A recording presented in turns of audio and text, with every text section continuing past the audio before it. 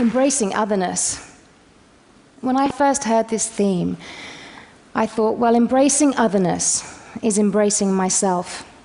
And the journey to that place of understanding and acceptance has been an interesting one for me. And it's given me an insight into the whole notion of self, which I think is worth sharing with you today.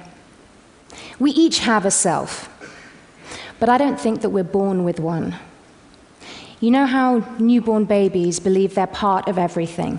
They're not separate. Well, that fundamental sense of oneness is lost on us very quickly. It's like that initial stage is over. Oneness, infancy, unformed, primitive. It's no longer valid or real. What is real is separateness. And at some point in early babyhood, the idea of self starts to form. Our little portion of oneness is given a name, is told all kinds of things about itself. And these details, opinions, and ideas become facts, which go towards building ourselves, our identity. And that self becomes the vehicle for navigating our social world. But the self is a projection based on other people's projections. Is it who we really are, or who we really want to be, or should be? So this whole interaction with self and identity was a very difficult one for me growing up. The self that I attempted to take out into the world was rejected over and over again.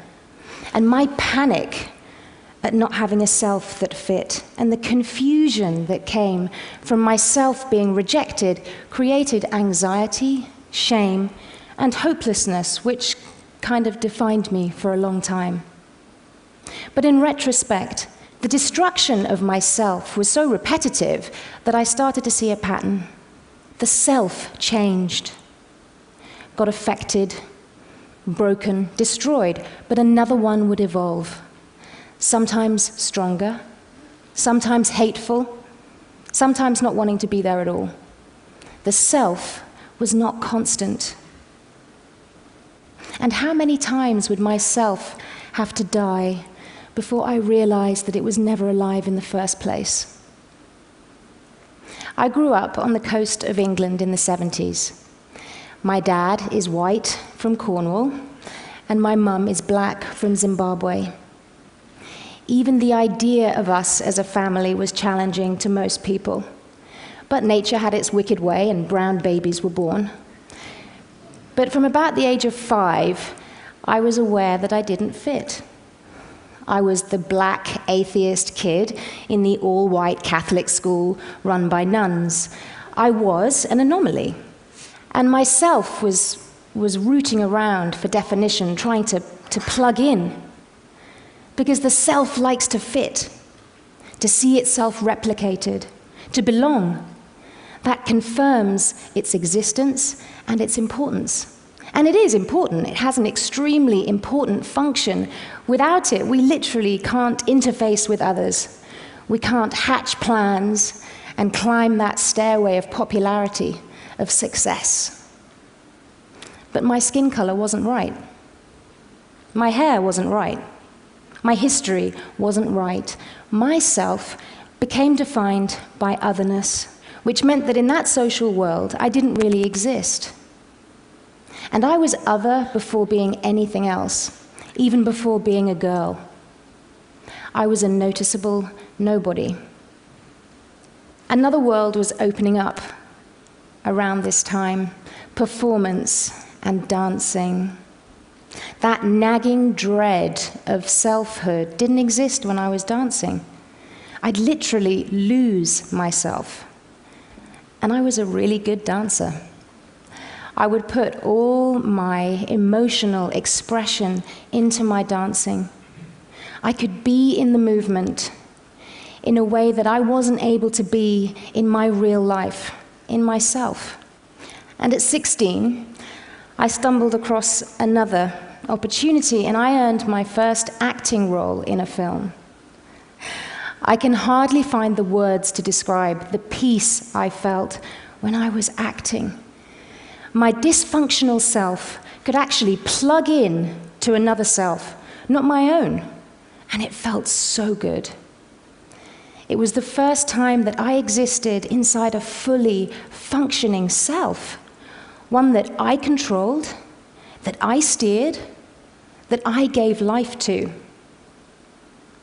But the shooting day would end, and I'd return to my gnarly, awkward self. By 19, I was a fully fledged movie actor, but still searching for definition. I applied to read anthropology at university. Dr. Phyllis Lee gave me my interview, and she asked me, how would you define race? Well, I thought I had the answer to that one, and I said, skin color. So, biology, genetics, she said. Because, Thandie, that's not accurate, because there's actually more genetic difference between a black Kenyan and a black Ugandan than there is between a black Kenyan and, say, a white Norwegian. Because we all stem from Africa, so in Africa, there's been more time to create genetic diversity. In other words, race has no basis in biological or scientific fact. On the one hand, result, right? On the other hand, my definition of self just lost a huge chunk of its credibility. But what was credible, what is biological and scientific fact, is that we all stem from Africa. In fact, from a woman called mitochondrial Eve, who lived 160,000 years ago. And race is an illegitimate concept which ourselves have created based on fear and ignorance. Strangely, these revelations didn't cure my low self-esteem. That feeling of otherness, my desire to disappear, was still very powerful. I had a degree from Cambridge. I had a thriving career, but my self was a car crash. And I wound up with bulimia and on a therapist's couch. And of course I did. I still believed myself was all I was. I still valued self-worth above all other worth. And what was there to suggest otherwise? We've created entire value systems and a physical reality to support the worth of self. Look at the industry for self-image and the jobs it creates, the revenue it turns over. We'd be right in assuming that the self is an actual living thing, but it's not. It's a projection which our clever brains create in order to cheat ourselves from the reality of death. But there is something that can give the self ultimate and infinite connection. And that thing is oneness, our essence. The self's struggle for authenticity and definition will never end unless it's connected to its creator, to you and to me. And that can happen with awareness. Awareness of the reality of oneness and the projection of selfhood. For a start, we can think about all the times when we do lose ourselves. It happens when I dance, when I'm acting. I'm earthed in my essence, and myself is suspended. In those moments, I'm connected to everything. The ground, the air, the sounds, the energy from the audience. All my senses are alert and alive, in much the same way as an infant might feel, that feeling of oneness. And when I'm acting a role, I inhabit another self, and I give it life for a while. Because when the self is suspended, so is divisiveness and judgment. And I've played everything from vengeful ghost in the time of slavery to Secretary of State in 2004. And no matter how other these selves might be, they're all related in me.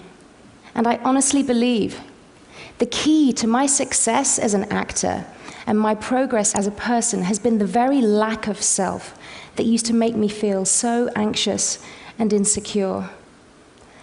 I always wondered why I could feel others' pain so deeply, why I could recognize the somebody in the nobody. It's because I didn't have a self to get in the way. I thought I lacked substance. And the fact that I could feel others meant that I had nothing of myself to feel. The thing that was a source of shame was actually a source of enlightenment. And when I realized and really understood that myself is a projection and that it has a function, a funny thing happened. I stopped giving it so much authority. I give it its due. I take it to therapy. I've become very familiar with its dysfunctional behavior. But I'm not ashamed of myself. In fact, I respect myself and its function. And over time, and with practice, I've tried to live more and more from my essence. And if you can do that, incredible things happen. I was in Congo in February, dancing and celebrating with women who've survived the destruction of their selves in literally unthinkable ways. Destroyed because other brutalized, psychopathic selves all over that beautiful land are fueling ourselves' addiction to iPods, pads, and bling, which further disconnect ourselves from ever feeling their pain, their suffering, their death. Because, hey, if we're all living in ourselves and mistaking it for life, then we're devaluing and desensitizing life. And in that disconnected state, yeah, we can build factory farms with no windows, destroy marine life, and use rape as a weapon of war. So here's a note to self. The cracks have started to show in our constructed world, and oceans will continue to surge through the cracks, and oil, and blood, rivers of it. Crucially, we haven't been figuring out how to live in oneness with the earth and every other living thing.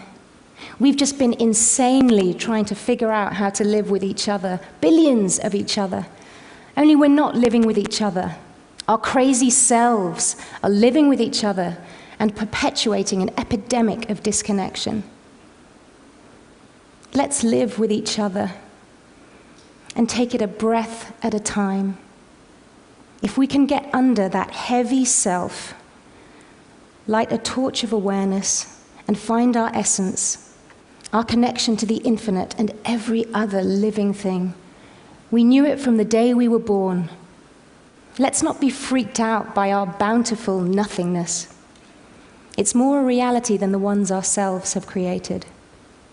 Imagine what kind of existence we can have if we honor inevitable death of self, appreciate the privilege of life, and marvel at what comes next.